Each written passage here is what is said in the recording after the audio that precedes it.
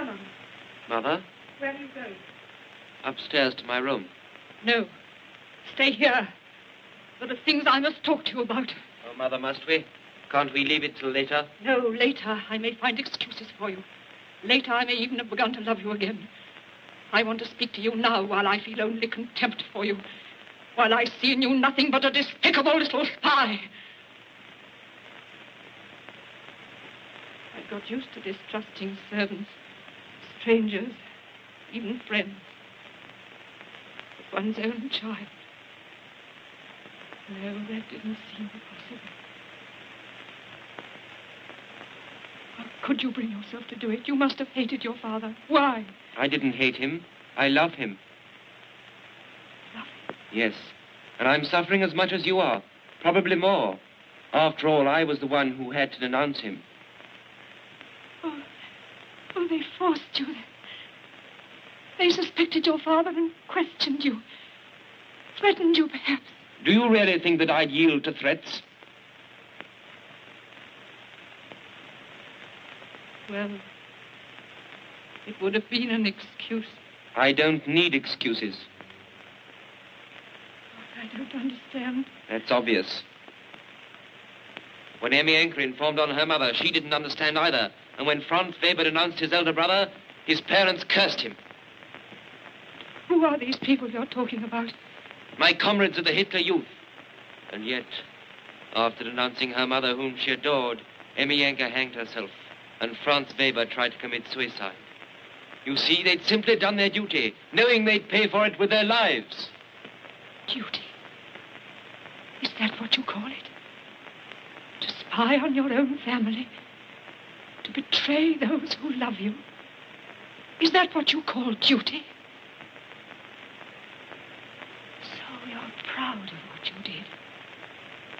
You sneaked off to your leader and repeated your father's words of your own free will? Of course. You're mad. You're all of you mad. You don't understand anything that doesn't conform with your comfortable bourgeois ideas. All the time you use the words family and love. Well, you know what I think? If Germany is weak and poor and foreign countries don't respect her, it's your fault. Yours and other mothers like you. You can't make a nation strong by bringing up her children in the bourgeois atmosphere of the home, by softening their spirit with sloppy sentiment. I wish I'd never loved you, never loved Father. Herman, don't. Don't, my little one. You don't know what you're saying. It's so terrible, these things you're telling me. It's horrible. Love is within the reach of any mere animal. The only sentiment that truly ennobles man is the spirit of sacrifice. Our Führers taught us that. That is why I despise your tales and why I'm proud of myself. I suppose that when I think of my father, I shall suffer sometimes. But I haven't any remorse. I know that I have no duties to anything but Germany, and I only live to serve her.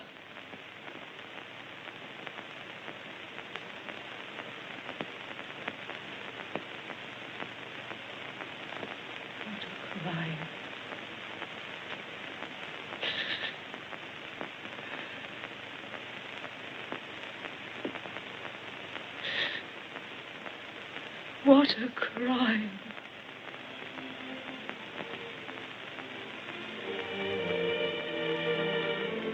What a crime. And now the final and greatest crime of all. Poland invaded. Open towns bombed. Over 350 ships mined, torpedoed, or bombed to the depths. Half of them innocent neutrals. Finland. Denmark. Norway. No people, however remote, are safe. Luxembourg. Holland. Belgium. Security vanishes from Europe. And still another crime. France, too, is laid in ruins and devoured by the war dogs of Europe.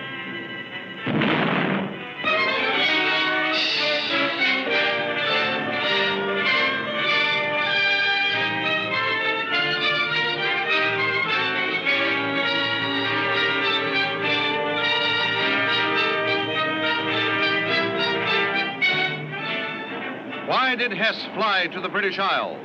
although it has not been officially admitted, the world now has reasons to believe that Hess came with a peace offer. Stop the war and join the Nazis in a joint war against the Soviet Union.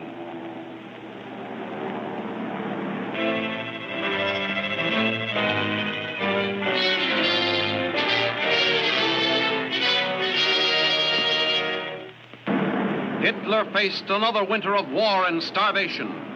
Grab the Ukrainian wheat, grab Baku's oil and other materials of war.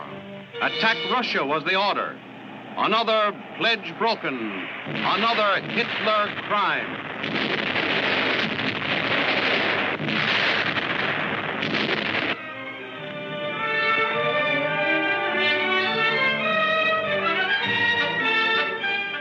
Eastward, westward, where to next? Will this man be the master of your destiny? America answers no.